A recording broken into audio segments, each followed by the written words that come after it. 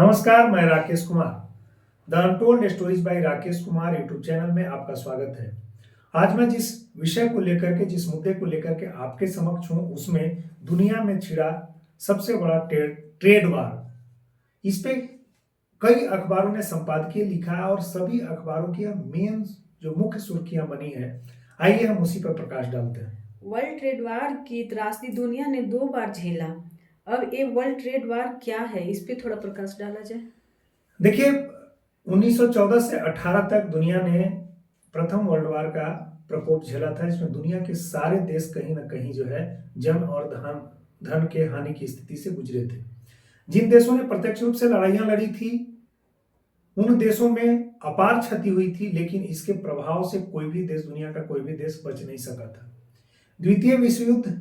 Second world war 1939 से 1945 के बीच में हुआ था और इसमें भी दुनिया दो खेमे में बट गई थी और दो खेमे में बट करके दुनिया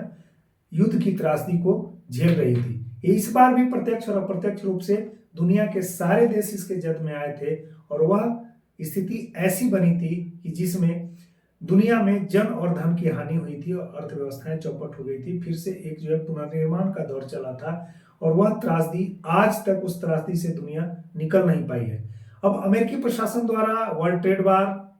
की स्थिति उत्पन्न करना, यानी म्यूचुअल टैक्स को आधार बनाकर जिन देशों से उसके आयात पर जितना टैक्स लगाए जाते हैं, यानी अमेरिकी जो निर्यात है और जिन देशों के लिए आयात बना जितना टैक्स लगाया जाता है, अमेरिका ने उसी को आधार बना करके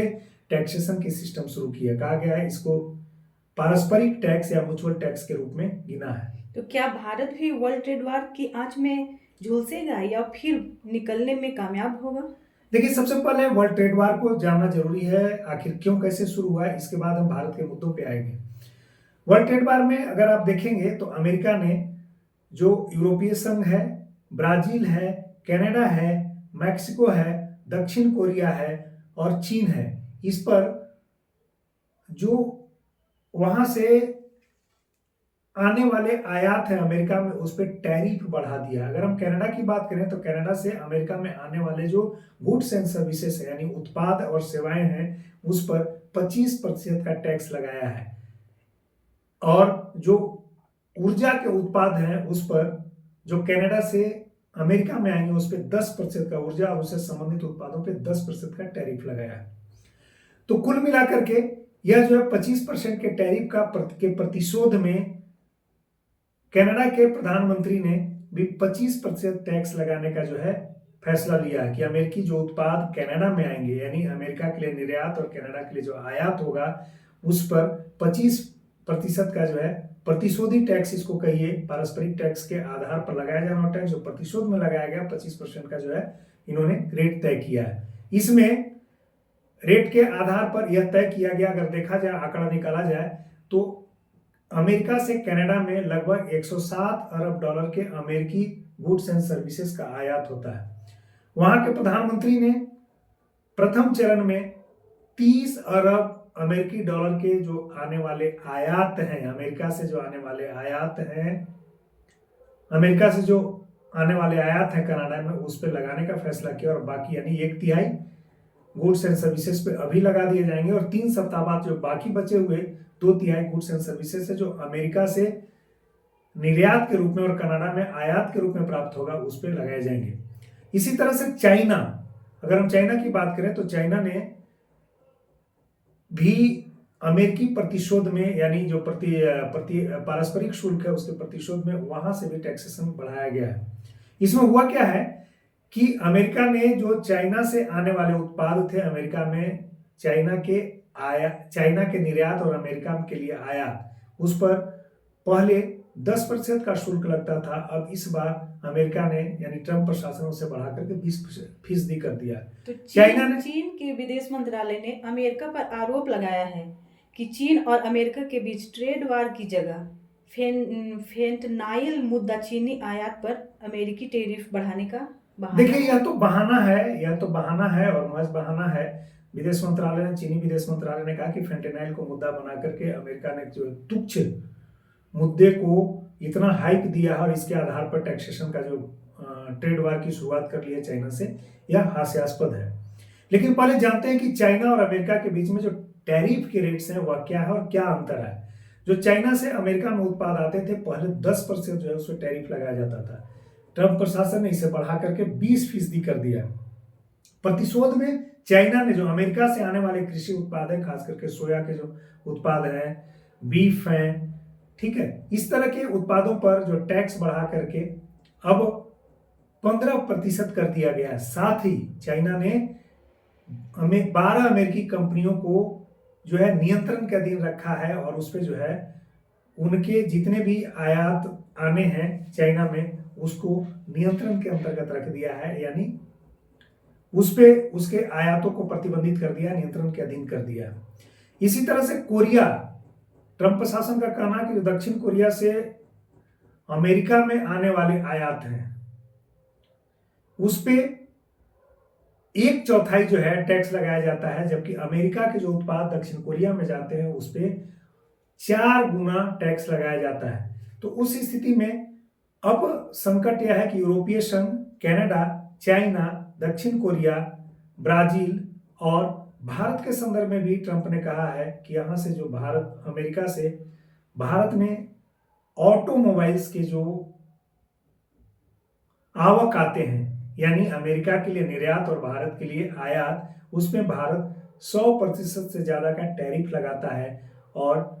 ट्रंप ने कहा है कि पारस्परिक शुल्क के तहत भारत के साथ भी, भारत से जो अमेरिका में आने वाले व्यापार हैं उस पर भी इसी तरह का टैक्स लगाया जाएगा।